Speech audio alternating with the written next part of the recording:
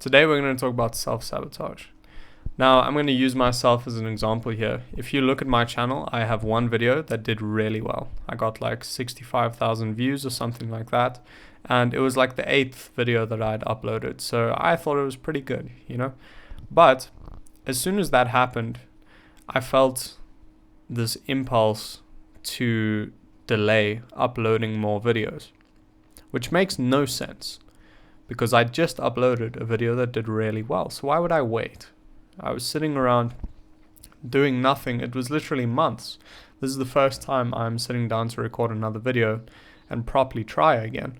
And this has been like recovering from living inside, a realm of just fog to finally having the realization that I was giving up for no reason.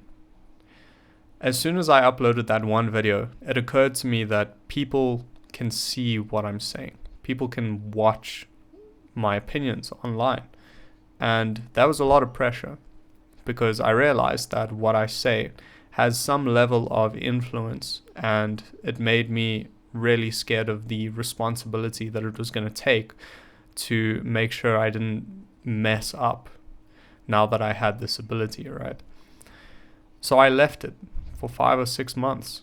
I did nothing. I uploaded maybe 1 or 2 videos. I lied to myself and I told myself, yeah, I'm studying the one video that did really well so I don't waste my time uploading ones that do badly, just so I can sort of kid myself into spending more and more time away from the video, right? Away from my channel.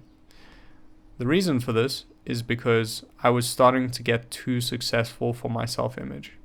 I had this idea of myself, and I still do, that I'm irresponsible, that I can't handle pressure, that I'm like fundamentally incapable somehow. And this narrative in my mind started to get pushed up against by the fact that I was having success with what I was doing. I had figured something out and done it correctly, and I had been rewarded for that. But it actually went against my deepest self-image to be successful. And so I had to change my actions so that I would align with that internal self-image, which is one of not being successful, which is one of being incapable, which is one of not being able to handle the responsibility of having people look at what I do and say. This is self-sabotage. It's not because you're doing something to yourself that's actually bad. Although in a lot of cases it will feel that way. What you're actually doing is remaining congruent to your own self-image, your deepest self-image, the self-image that you aren't even aware of, the programming within your subconscious. This programming within has a magnetic pull. And if you aren't aware of it, it can steer you completely off course. There's that saying that people have where if you don't have a plan for yourself, someone else does. Now, people think of the government or their parents or their friends or whatever it is. But you know who else has a plan for you? Your past trauma. The things that you haven't let go of. The things deep within that vault that you don't want to open, that controls your life from the shadows. Now, it all sounds very dramatic and very scary and whatever, but there's a pretty simple way out of this. You have to look at the reasons why you do things, and you'll start to realize that a lot of times you understand that something is not the best thing to do, but there is this kind of force that overpowers you, and you go and do it anyway, or you go and not do it anyway. That force is coming from your subconscious. That's the self-sabotage, right? Or self-congruence, whichever you want to call it, because it's the same thing.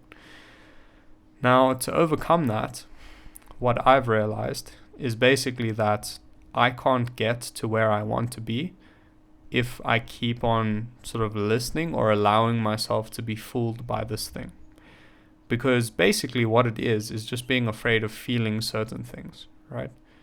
It's like, what if I upload a video and I get flamed for it, or it sucks and I don't get any views, or I give a piece of advice, someone takes it and they say that it didn't help them, or God forbid, it made their life worse. What about that? How do I handle that, right?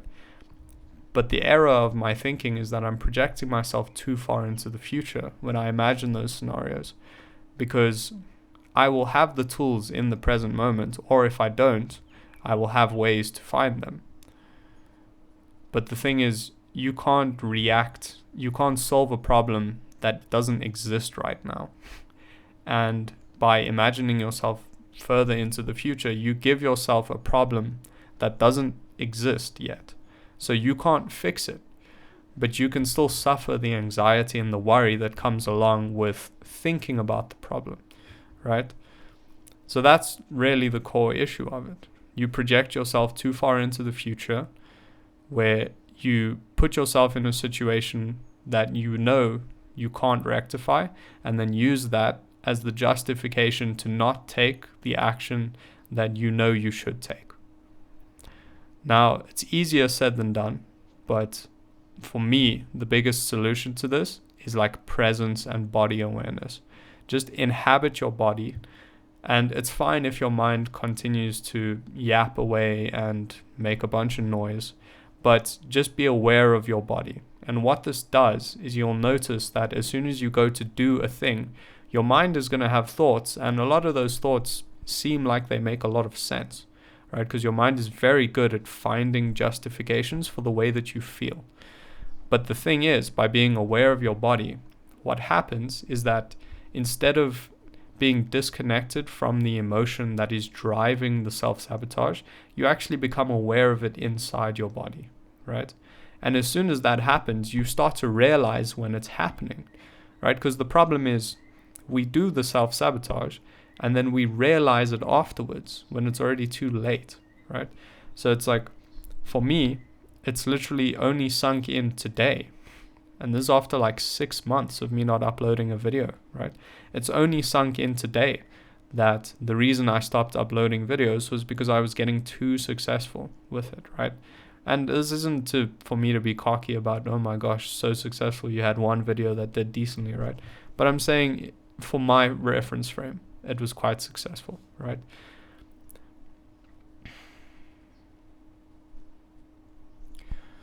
So when you're aware of your body, you will notice the discomfort that arises when you're about to do something that is actually going to benefit you, but goes against your self-image, that fights against that sort of self-congruence that you have to, this idea that you can't do it or that you're incapable. So as soon as you become aware of that feeling, you start to realize when the self-sabotage is happening in the moment instead of 6 months later, like me, right? So it's only because I've been practicing this body awareness for a separate reason other than trying to overcome self-sabotage that I've started to realize that I have been self-sabotaging this whole time.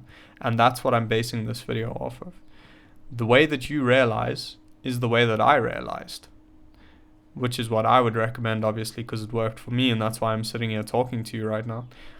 Become aware of your body, because it'll make you aware of your feelings. And as soon as you're aware of your feelings, you can tell when you're going to self-sabotage. You can tell when that's about to happen.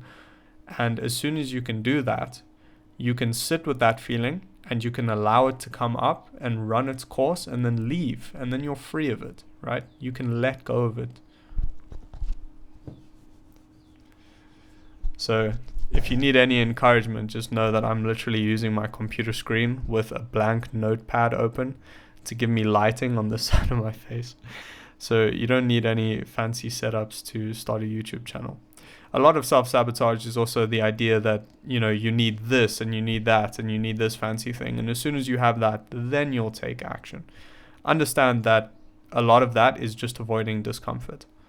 I could be like, yeah, I can't record a video right now. The lighting in my room sucks. Or I could just use my computer screen, right? Come up with a bit of a janky but a useful solution. At the end of the day, the self-sabotage is really not complicated. It's just difficult to notice when it's happening. right? And if you spend a lot of your time unaware of your body, just living from your neck upwards, right? Not even knowing what's going on in the rest of you, it's very easy to get trapped by this self-sabotage. And most of my life I've lived that way, and it's only been very recently that I've started to really try and make the focus of my life the actual present moment. So make the focus of your life the present moment, and take shelter in your body, inhabit your body, right? And you'll notice these patterns happening much more easily. You'll see them coming. And as soon as you have that information, you can do something about it.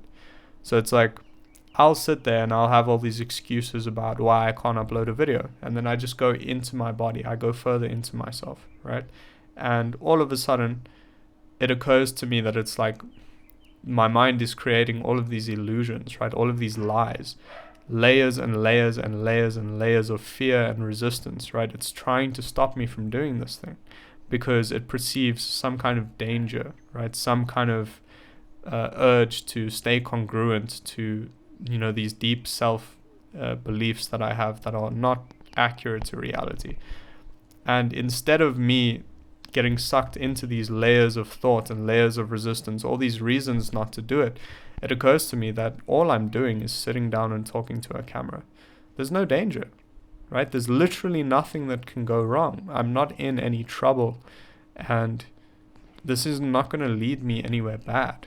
And as soon as you kind of get into your body more, it becomes really obvious that that's the case, right? It's only hard to understand when you're living from your neck up, right?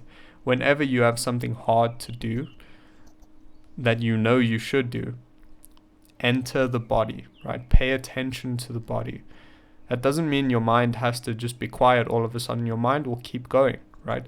But you'll become aware on a level that you weren't before, so you can catch these things in the moment and then do something about it, right? That's what I'm doing right now. It occurred to me, I was lying on my bed watching flipping social media videos, scrolling on YouTube, feeling more and more depressed as I was doing it. And then I just realized in a moment, it's like, I should be making YouTube videos. This means something to me. I should be doing this, right? I want to do this. Why am I not doing it? And by paying attention, I realized why. And it's not because there was any genuinely good reasons, right? It was because I was afraid. Pay attention to your body, right? Don't get sucked into these levels of thought. And the funniest thing is, as I say this, your mind is going to come up with a bunch of reasons that that you should be scared to not be sucked into these layers of thought, right? If that happens, go a level deeper, again, into the body. It's the same solution, right? It's the same solution every single time. Just inhabit the body and you'll be fine.